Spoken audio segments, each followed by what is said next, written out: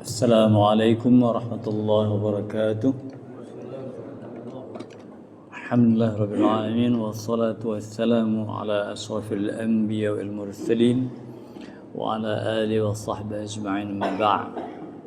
Hadirin hadirat sidang jamaah salat maghrib dan rahmati Allah, kajian tafsir kita menyelesaikan surat Al-Ahqaf. Kemarin kita baca di tengah, kemudian malam ini insyaAllah kita akan membaca beberapa ayat di ujung surat Al-Ahqaf. Dan di sini saya mengambil ayat yang ke-33. A'udzu billahi minasyaitonir rajim. Surat Al-Ahqaf ayat 33. أولم يروا أن الله الذي خلق السماوات والأرض. Apakah mereka tidak melihat, awalam yarau anna Allah alladhi khalaqa as-samawati wal arda, bahwa Allah yang telah menciptakan as-samawat, langit yang banyak. Di sini disebut dengan jama' as-samawat, langit-langit banyak. Wal arda, bumi, satu bumi. Jadi langit itu banyak. Ada makan tujuh peringkat lapis langit. Wal arda, dan satu bumi. Bumi yang kita tinggal. Walam ya'ya bi khalqihinna. Walam ya'ya, dan Allah tidak merasa sukar, payah, bi khalqihinna, dalam menciptakan langit dan bumi itu. Apakah Allah merasa berat? Tidak. Kenapa? Allah Maha Kuasa. Dan manusia pun tidak ada manusia yang mengetahui seberapa luas langit, berapa jarak. Karena jaraknya, langit tidak bertepi. Jaraknya langit itu adalah bukan jarak langit, jarak di antara benda-benda langit, bintang katakanlah, tidak lagi diukur dengan kilometer, tapi diukur dengan cahaya. Misalnya ke Mekah, cahaya diukur dengan cahaya. Kalau diukur dengan kilometer, misalnya ada kira-kira 6 atau 7 ribu kilometer. Tapi kalau diukur dengan cahaya mungkin tak sampai semenit. Jadi benda-benda langit itu jaraknya ada yang 1000 tahun cahaya, ada yang 1 miliar tahun cahaya. Itu baru yang sempat dijelajah dengan teleskop. Jauh ke sana lagi mungkin yang 1 triliun cahaya, wallahu a'lam bishawab, jauh. Jadi apakah Allah kemudian walam ya'ya bi khalqihinna, apakah Allah menjadi sukar? Tidak merasa payah pun menciptakan langit dan bumi itu, begitu kuasanya. Kenapa Allah menampakkan kekuasaan kepada kita? Supaya kita merasa takut akan ancaman-ancaman Allah, dan supaya kita mau menyembahnya, mau tunduk kepadanya, kepada Allah Subhanahu wa taala. Ala ayyuh wa bi khalqihina biqadirin, dan Allah itu maha kuasa. Ala ayyuhyil mauta, Allah juga mampu menghidupkan yang mati. Jangankan menghidupkan yang mati, Allah menciptakan yang tidak ada, dari tiada. Manusia Adam itu dari tiada. Kalau menghidupkan yang mati, kemana sasarannya? Menghidupkan yang mati itu adalah pada hari kiamat. Kenapa Allah menegaskan demikian? Karena banyak yang ragu di kalangan manusia, apakah Allah mampu menghidupkan manusia di hari kiamat nanti jangan-jangan tidak bisa. Bala, tentu, innahu ala kulli syai'in qadir, sesungguhnya Allah berkuasa atas segala sesuatu. Ayat ini dari sudut pandang ketauhidan, Allah menampakkan betapa maha kuasa dalam menciptakan langit dan bumi dan isinya. Kemudian juga Allah jangan diragukan tentang kemampuan Allah untuk menghidupkan yang mati di hari kiamat. Padahal Allah menciptakan sesuatu lebih mampu dari yang tidak ada menjadi ada. Dan penutup ayat ini mengatakan Allah atas segala sesuatu maha berkuasa. Ada yang mempelentir, apa namanya itu? Enggak tahu apa. Tentang ayat ala kulli syai'in qadir. Allah maha kuasa atas segala sesuatu. Ada orang-orang, entah ini orang Islam, entah ini orang kafir atau orang ateis. Oh, Allah maha kuasa segala sesuatu. Dibuatlah pertanyaan begini. Berarti Allah bisa mematikan semua manusia. Berarti dia juga bisa mematikan dirinya sendiri. Kan keliru kan? Yang mana Allah maha kuasa segala sesuatu. Berarti Allah bisa menghidupkan orang dan mematikan, dan dia juga bisa. Apakah Allah bisa menghidupkan mematikan dirinya sendiri? Itu pertanyaannya yang keliru. Berarti Miahanjir seakan Allah tidak mampu, enggak bisa ya. Artinya itu merujuk kepada apa yang Allah bisa buat dan perlu dibuat, dan apa Allah yang tidak perlu buat. Walaupun mampu, tidak perlu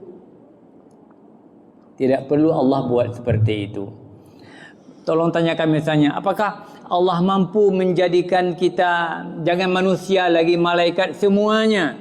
Bisa. Apakah perlu? Tidak perlu. Baik, jadi berkuasa, maha kuasa atas segala sesuatu, jangan dilebarkan, jangan dibuat pertanyaan mustahil.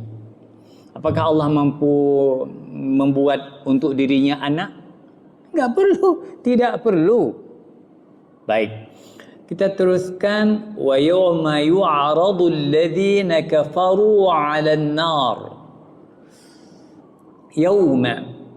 Dan ingatlah ketika hari orang-orang kafir dihadapkan kepada neraka. Sedikit catatan, di saat Allah mengatakan orang-orang kafir dihadapkan kepada neraka, sebetulnya bukan orang kafir saja yang masuk ke neraka. Siapa-siapa yang masuk neraka? Orang kafir, orang ateis, orang Islam, ada yang masuk neraka. Orang salat banyak masuk neraka. Orang mati syahid masuk neraka. Orang naik haji, semua ada yang masuk neraka. Bukan semua masuk neraka. Bukan semua orang salat, tidak, ada yang masuk neraka. Jadi di saat Allah mengatakan bahwasanya pada hari dihadapkan orang kafir ke neraka, orang-orang Islam juga dihadapkan ke neraka. Apa Allah tanyakan? Alaysa hadza bil haqqi? Bukankah neraka atau azab api neraka ini benar adanya? Ditanyakan kepada orang kafir. Orang kafir, bukankah azab nerakanya napuhana? Karena sudah di depan mereka mengatakan, qalu bala wa rabbina. Mereka menjawab, ya Allah, bala, tentu neraka itu ada, demi Tuhan kami. Benar ada. Padahal mereka itu di semasa di dunia tidak mengakui akan adanya azab api neraka. Satu kelompok orang kafir. Kalau orang Islam, orang yang tidak takut kepada api neraka. Satu golongan lagi, orang yang ragu-ragu tentang apakah ada atau tidak ada. Saya enggak begitu yakin. Kadang-kadang tidak ada. Sebab ada juga yang mengatakan mungkin enggak ada. Apalagi yang kita katakan kemarin, sudah kita dengar ucapan mereka bahwasanya ada di kalangan kelompok tertentu yang bisa memadamkan api neraka. Kemana? Ya, baik. Sudah aman sekali. Masuk aja ke kelompok itu. Namun kelompoknya, kelompok di Indonesia yang mengakui bahwa guru-guru kami, bahwa aulia-aulia kami, kalau dia mau mampu memadamkan neraka. Kalau saya mengatakan ini sungguh ucapan ini diucapkan oleh manusia, tapi kandungan ucapan ini tetap dari setan. Tetap dari setan. Karena tidak ada dalam ayat, tidak dalam hadis, tidak ada apapun. Kenapa demikian? Itu adalah tipu daya setan untuk menggoda orang supaya orang tidak takut lagi kepada neraka. Satu lagi. Di Aceh ada seorang qari muda yang sangat terkenal. Yang qari itu bisa membaca ayat-ayat membuat orang-orang tertawa. Dan saya mendengar ayat yang ditertawakan itu. Mungkin apakah dia tahu atau tidak tahu. Bunyi ayatnya adalah Al-Haqqah. Dia membaca Al-Haqqah dengan suara yang dibelok-belokkan. Kemudian orang-orang tertawa. Mal-Haqqah.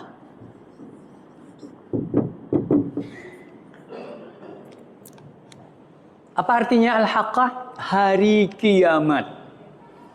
Kalau para sahabat Nabi di saat membaca ayat-ayat hari kiamat, langsung mata terbeli. Huruf kiamat. Masya Allah, dahsyat sekali. Tapi orang Aceh membaca ayat ini, orang tertawa. Karena iramanya yang nyeleneh. Ada, saya tidak perlu sebut namanya, enggak penting namanya. Tapi di Aceh ada qari yang dikatakan sudah tingkat internasional membaca Al-Haqqatu mal-Haqqatu wa ma adraka mal-Haqqah sehingga orang ketawa. Ada di YouTube itu. Begitu menakutkan. Baik.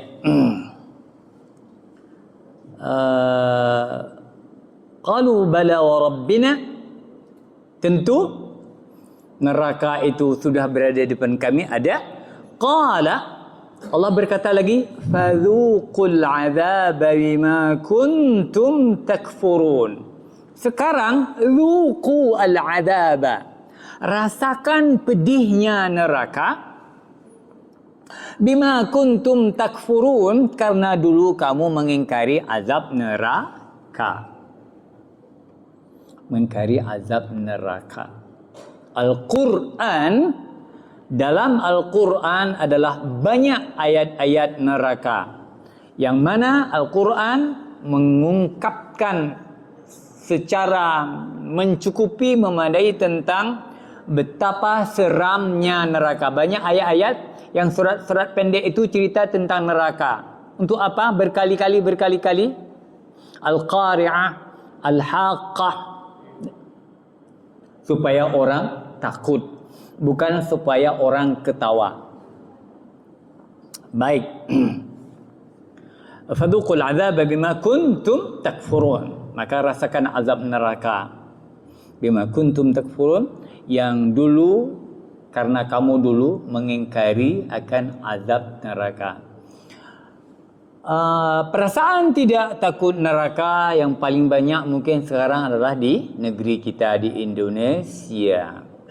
Tidak takut neraka. Sehingga media-media, sekali lagi saya katakan tidak henti-hentinya, di media penuh dengan cerita-cerita orang tidak takut neraka.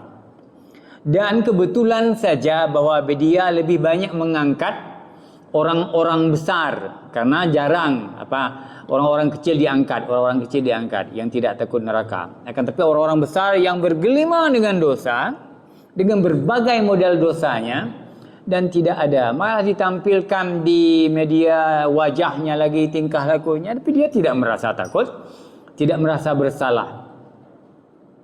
Kalau di Jepang, kalau sudah dinampakkan di media seperti itu, barangkali mereka akan mengundurkan diri dari jabatannya, bahkan diharakiri. Putar harakirinya. Harakiri, bunuh diri.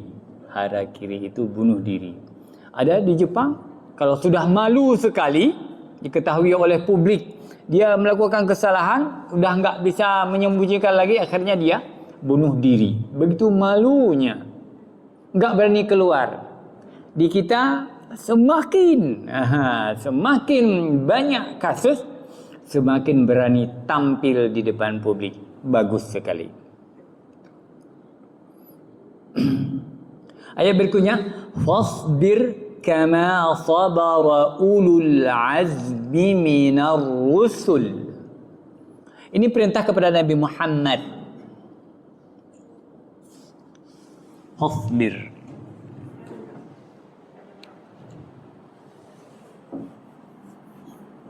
Fasbir, maka sabarlah. Ini anta, ini Muhammad, ini sabarlah wahai Muhammad. Bagaimana? Kama, sebagaimana sabara ulul azmi, sebagaimana Rasul ulul azmi bersabar. Ulul azmi minar rusuli, ulul azmi minar rusuli. Bersabarlah kamu seperti bukan rusul. Tulisannya begini, rusul ini jamak rusulun. Kalau seorang rasul begini tulisannya, rasul, panjang kan? Rasulun, seorang rasul. Jamak rasul bagaimana? Rusul. Enggak boleh dibaca rusul, jangan. Makanya ada penting panjang pendeknya. Rasul, seorang rasul. Rusul, banyak. Fasbir, maka bersabarlah kamu, kama sabara ulul azmi minar rusul, sebagaimana bersabarnya Rasul ulul azmi. Rasul ulul azmi bersabar. Perintah kepada Nabi Muhammad. Kepada kita juga disuruh. Ayat ini khusus Nabi, tapi berlaku untuk semua umatnya, karena Al-Quran adalah untuk kaum muslimin semuanya. Baik, Bapak sebutkan siapa ulul azmi yang pertama? Nuh, Nabi Nuh. Pertama Nuh. Yang kedua, yang dekat dengan Nuh, Ibrahim.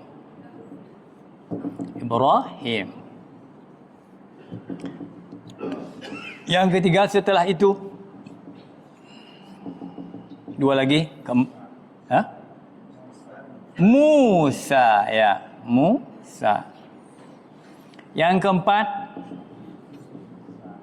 Isa, baik. Isa. Yang kelima, Muhammad. Rasul ulul azmi. Ulul azmi, tapi Indonesia disuruh ulul azmi dengan A, bukan dengan A. Ulul azmi.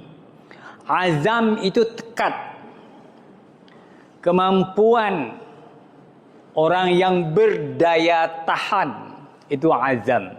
Orang yang bertekad bulat, mempunyai kekuatan mantap, itu namanya azam. Orang ulul azmi.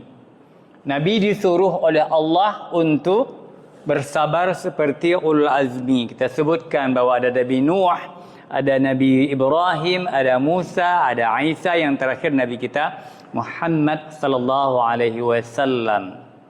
Baik, sedikit sepintas kita perlu sebutkan mereka karena disuruh bersabar seperti ulul azmi, kita juga harus bersabar seperti itu.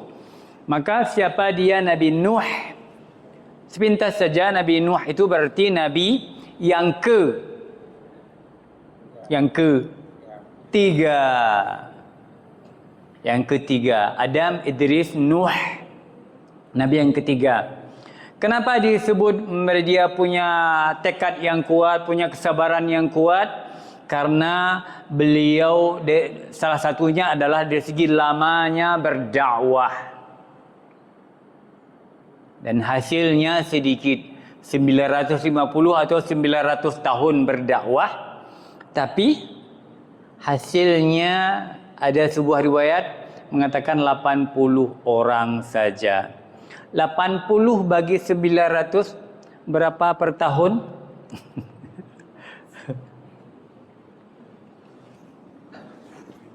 Per 100 tahun. Per 100 tahun ya enggak sampai 10. Kalau 10 per 100 tahun, 800 tahun, 80. Masih kosong 100 tahun lagi. Ya sekitar 7-8 orang per 100 tahun. Secara akal, enggak mungkin kita akan bisa bersabar. Karena sudah berjalan dakwah 10-20 tahun belum ada satu orang. Kan langsung menyadanya kan insyaAllah nyosang kaja depiu hanacan. Tidak ada can. Tidak ada. Kali persih kita seperti menjalankan usaha. Kata Mekah 50 tahun kata Mekah. Nah, udah stop. Tidak. Tapi kemudian ini pelajaran apa? Besar pelajarannya. Artinya bahwa dakwah itu jangan dilihat pencapaiannya. Dakwah itu dilihat kerjanya. Allah nilai kerja Anda. Berapa lama kerja? 100 tahun. Itu yang Allah 900 tahun. Itu yang dia kerjakan. Bukan Allah mengatakan misalnya kepada Nabi Muhammad, kamu paling sukses. Umat yang terbanyak di dunia ini adalah umat Nabi Muhammad. Sekarang sudah ada 1 miliar. Iya. 1 miliar lebih. Jadi belum termasuk yang mati, yang sudah meninggal. Sedangkan umat Nabi Nuh, ya enggak ada lah, baru Nabi ketiga. Mungkin baru puluhan ribu orang atau ratusan ribu, enggak ada, belum ada. Tapi demikianlah, ternyata kalau kita terjun dalam bidang dakwah, jangan hitung berapa hasil yang sudah dicapai. Tapi yang dihitung seberapa bagus bekerja dan seberapa lama kita bekerja. Selesai masalah. Allah. Baik. Kemudian Nabi Nuh. Kemudian Nabi Ibrahim. Nabi Ibrahim juga kenapa dia dimasukkan ke dalam nabi-nabi yang sangat dengan penuh tantangan? Karena dia menghadapi raja yang musyrik zalim.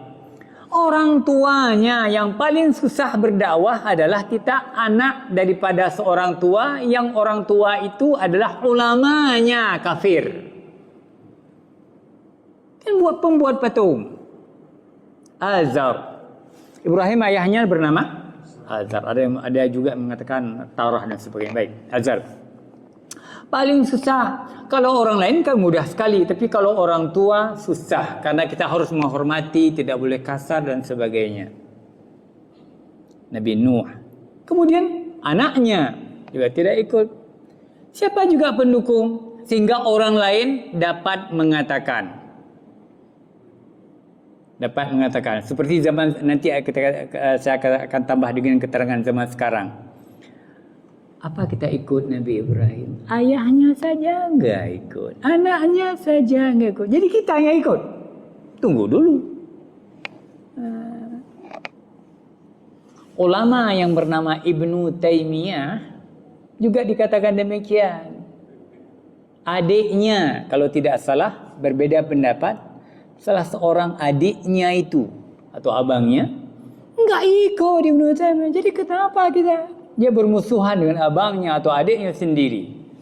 Padahal ukuran dakwah itu adalah bukan ukuran ayah, orang tua, abang, adik dan sebagainya. Kebenaran itu tidak tunduk kepada.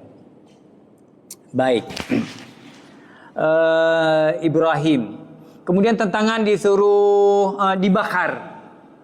Salah satu nabi yang dibakar dalam api. Sehingga orang-orang Islam zaman sekarang mengambil ayat ya naru kuni bardan wa salaman ala Ibrahim. Dihafal ayat itu. Ya nar, wahai api. Di saat Allah berfirman dalam Al-Quran tentang Nabi Ibrahim, ya naru, wahai api, kuni, jadilah kamu api, bardan, dingin, wasalaman, dan keselamatan bagi Ibrahim. Sehingga waktu dilemparkan, Nabi Ibrahim tenang seperti dilemparkan ke air dingin, sejuk dan sebagainya. Orang-orang kita diambil ayat itu oleh orang tertentu, disuruh hafal, nanti tidak panas katanya. Wallahu a'lam bissawab. Ibrahim. Kemudian tantangan lagi adalah disuruh sembelih anaknya. Masya Allah. Menyembelih orang lain enak, tapi menyembelih anak, Masya Allah. Baik. Kemudian Musa. Musa menghadapi orang yang Fir'aun kan? Fir'aun. Ini orang paling dahsyat yang mengaku diri Tuhan. Musa, Masya Allah, dahsyatnya Nabi Musa bekerja untuk berdakwah dan beliau memimpin Bani Israel. Rasul-rasul yang memimpin Bani Israel memang rasul yang benar-benar menurut hukum manusia biasa, rasul pusing. Karena orang yang paling nakal di dunia ini awaknya. Paling nakal, paling bandel, paling tidak, paling. Yang saya tahu, yang masuk dalam ini adalah Nabi Musa dan Isa. Sebelumnya Zakaria, Yahya itu berhadapan dengan Bani Israel juga. Jadi Musa ini benar-benar gak habis pikir di saat diutus kepada Bani Israel. Wah. Terus Isa juga demikian. Apa yang Nabi Isa terima? Disalib. Disalib. Jadi sekarang kita dapat menonton di media tentang bagaimana Masya Allah ya. Sekali lagi saya ulang, media sekarang penuh dengan cerita agama Nasrani. Karena orang-orang Nasrani membuat komputer AI, program AI, kecerdasan buatan, dibuat lebih pintar daripada manusia. Apa kejadiannya? Orang-orang semua bertanya pada AI, wahai AI, agama yang paling benar mana? Islam. Kalau pegang lewat kafe, mereka pegang Islam. Kitab yang paling benar mana? Al-Quran. Bukan Injil? Bukan. Kenapa? Karena Injil paling tidak hanya 25% kalam Tuhan, selebihnya kalam orang. Itu dibongkar semuanya sehingga orang-orang yang membuat AI itu, orang-orang Nasrani sekarang betul-betul lumpuh dengan mesin itu. Bahkan orang-orang besar Kristen sekarang menganggap bahwa Islam itu akan ditenggelamkan, Nasrani itu akan ditenggelamkan oleh mesin itu. Cukup. Sekarang misalnya pendakwah yang paling banyak dinonton seluruh dunia adalah pendakwah yang mengungkapkan tentang dialognya dengan mesin itu, dengan ChatGPT. Mana situs yang paling banyak ditonton oleh masyarakat dunia? Yaitu tentang dialog tentang Kristen. Seseorang menanyakan keraguan-keraguan, tuduhan-tuduhan kepada Islam dan sebagainya, terbongkar semuanya. Sekarang jadi lurus semuanya. Luar biasa. Baik, kita kembali ke ayat, jangan jauh sekali. Jadi rasul-rasul tadi Isa, Musa, Isa, Muhammad. Ya, Muhammad apalagi? Muhammad adalah memang nabi yang sangat-sangat Nabi yang berdarah-darah dilempar, Nabi yang berhijrah hampir 11-12 hari berjalan di padang pasir, Nabi yang ditolak, Nabi yang diutus kepada penyembah patung. Dan patung di zaman Nabi Nuh itu ditemukan kembali di zaman Nabi Muhammad. Di zaman Nabi Muhammad, masa jahiliyah itu, patung Nabi Nuh sudah ada di depan mereka, terutama siapa, Hubal kalau tidak salah saya. Baik. Wala tasta'jil lahum. Nah, ini yang penting. Wala tasta'jil lahum. Ini tentang kita ini. Dan janganlah kamu meminta disegerakan azab kepada mereka. Ini kelebihan umat Islam. Saya juga kemarin lupa ayatnya. Ayat yang mengatakan bahwa Nabi diperintahkan oleh Allah jangan mintakan azab disegerakan kepada umat seperti umat terdahulu. Kita enggak disegerakan azab. Buktinya, ada plus minusnya. Buktinya bahwasanya apapun kejahatan yang dilakukan oleh umat Islam, tapi azab enggak. Malah dapat istidraj, semakin menjadi-jadi dengan tidak ada azab yang langsung. Tapi kalau kita seperti umat Nabi Lut, sudah dibalikkan. Ini sekarang amalan Nabi Lut zaman sekarang, kalau datanya sudah lebih banyak zaman sekarang daripada Nabi Lut. Nabi Lut masih kecil negerinya. Ini seluruh dunia praktek Nabi Lut sekarang. Seharusnya kita sudah dibalik. Tapi ada ayat ini, wala tasta'jil lahum.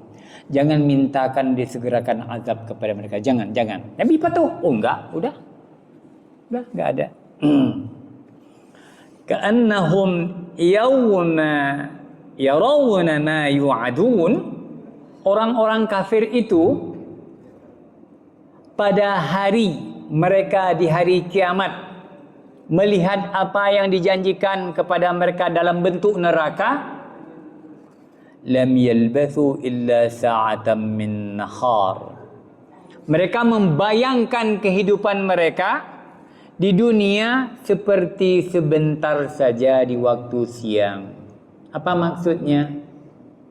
Mereka dulu sudah memuas-muaskan diri di dunia, cukup hebat, dia menjadi orang paling kaya, paling hebat dan sebagainya, hidup paling lama di dunia. Tapi sampai di akhirat mereka enggak lama hidup di dunia. Di saat kita melihat api neraka, seakan di dunia ini hanya sejam 2 jam hidup. Enggak ada kenikmatan, hilang kenikmatan. Bekas kenikmatan dunia akan hilang dengan melihat neraka. Begitu juga orang melihat syurga. Di saat melihat syurga, sama dengan orang melihat neraka, bahwa seakan-akan dunia yang susah itu tidak terasa sedikit pun. Orang yang mati syahid, ditembak seperti di saudara kita di Perlina sekarang, di hari kiamat, saat orang-orang melihat syurga di hadapan matanya, maka akan lupa seluruh kesusahan di dunia. Kayak tadi orang kafir saat melihat neraka, seakan dunia tidak berguna, seakan hidup sebentar saja, tidak lama-lama. Makanya ini pelajaran untuk kita semua. Balagh, cukuplah Al-Quran itu cukuplah Al-Quran itu menjadi peringatan, pelajaran yang cukup. Al-Quran cukup sebagai kabar peringatan untuk kita semua tentang kehidupan di dunia dan akhirat. Balagh. Fahal yuhlaku illa al-qaumul fasiqun? Maka tidak dibinasakan melainkan kaum yang fasik. Allah tidak akan membinasakan dalam neraka itu kecuali orang yang fasik. Fasik itu siapa? Fasik adalah orang yang melakukan dosa, terutama dosa-dosa besar, dan melakukan adalah berkelanjutan. Kalau tidak berkelanjutan, tidak dikatakan orang fasik. Kenapa demikian? Orang yang tidak berkekalan dalam dosa itu orang-orang yang setelah satu dosa menyesal. Nggak ada, dia nggak kekal. Satu dosa kan, Masya Allah, langsung istighfar. Masya Allah, langsung watbih sayyatul hasanah. Dan apabila ada keburukan yang dilakukan, maka dia akan mengiringi dengan kebaikan, kebuat ketaatan. Maka orang-orang yang dosanya kecil adalah orang-orang yang sadar akan setelah berbuat dosa. Tapi orang-orang yang fasik itu dia melakukan terus dengan angan-angan pada satu saat dia juga akan bertaubat. Pengalaman, barang siapa yang menunda taubat untuk hari tertentu di masa tua, biasanya tidak ketemu hari itu. Cukup banyak contoh di depan mata kita orang-orang yang tidak melakukan apa-apa ibadah selama masa mudanya, selama masa jayanya. Dia berencana nanti di masa tua dia akan berbuat ibadah sebanyak-banyaknya. Kebiasaannya sebelum truk masa tua kana cabut oleh Allah Subhanahu wa taala. Banyak sekali contoh, hampir semua kita menyaksikan contoh tersebut. Baik, kita akan mengambil kesimpulan dari ayat yang sudah kita bacakan. Ayat yang sudah kita bacakan adalah tentang Allah menyebutkan tentang kemahakuasaan Allah Subhanahu wa taala. Maha kuasa atas segala hambanya atau makhluknya. Kemudian Allah menceritakan tentang orang kafir di saat dihadapkan ke neraka, mereka itu terpaksa mengakui neraka dan mereka itu merasakan kehidupan di dunia ini hanya sebentar saja. Dan kita juga disuruh bersabar seperti sabarnya ulul azmi. Sedikit tentang kesabaran supaya ini bahan ulangan, supaya kita jangan lupa. Sedikit tentang kesabaran. Sabar itu apa itu sabar ya? Apa itu sabar?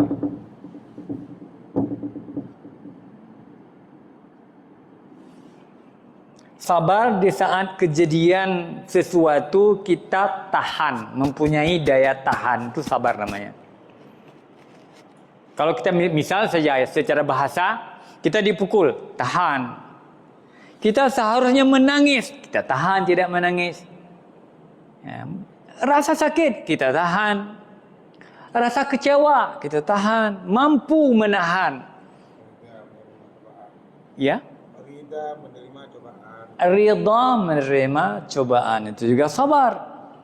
Cobaan sebuah hal yang berat, menerima itu namanya sabar, tahan. Baik, kemarin kita sudah katakan sebelumnya, sabar itu dalam 3 bentuk. Pertama adalah as-sabru 'ala at-ta'at, seperti Bapak sebutkan tadi. At-ta'ah, saya tunggalkan, mufradkan saja.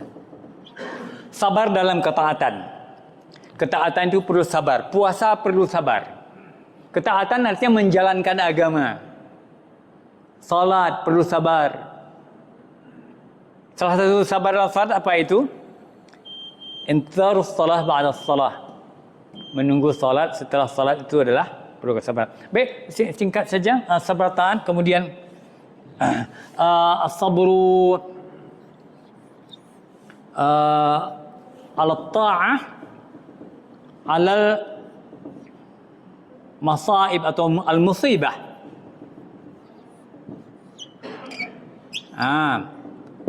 Ini musibah. Sabar dalam apapun musibah, masaib. Kemudian yang terakhir ala adzan nas.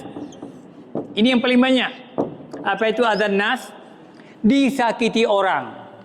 Di dunia ini tunggu saja. Setiap detik, setiap saat kita akan dikecewakan, dizalimi, disakiti orang. Jadi sabar itu dalam 3 peringkat. Dalam ketaatan kita perlu sabar. Dalam musibah kita perlu sabar. Dan yang terakhir ala adzan nas. Di dalam kita itu disakiti oleh orang. Baik, dengan demikian selesailah surat apa namanya? Al-Ahqaf ini. InsyaAllah nanti kita akan pindah surat. Demikian saja karena sudah sampai waktu azan Isya. Subhanakallah wa bihamdik asyhadu an la ilaha illa anta astaghfiruka wa atubu ilaik. Assalamualaikum warahmatullahi wabarakatuh.